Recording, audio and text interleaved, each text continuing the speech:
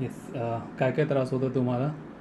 मला ना आगाग होत होती संडास येताना हां हां. आणि जळजळ पण होत होती पूर्ण. बरं रक्त पडत होते मांस पण बाहेर येत होतं थोडा. बरं बरं. पाईलचा मूळ व्याधीचा त्रास होता. मूळ व्याधीचा त्रास होता. बरं. कधीपासून होता तुम्हाला तो त्रास? मला 1-2 वर्ष तेव्हापासून होता.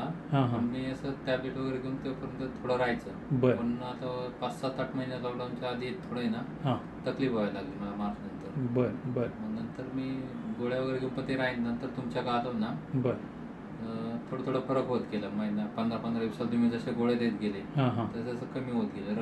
पहिलं रक्त कमी झालं, मांस कमी झाला, हां हां. कमी होत गेलं. बरं बरं. आता रक्त जाणं वगैरे टोटली बंद झालं? हो, रक्त वगैरे जाणे बंद झाले टोटल. बरं बरं.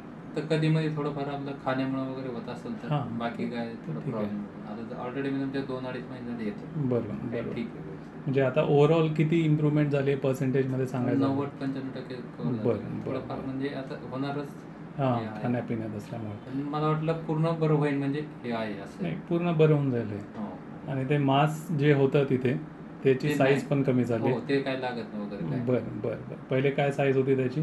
ते थोडं असं लागत होतं हाताला. बरं. आता लागत नाही. नाही. बरं बरं. ठीक आहे.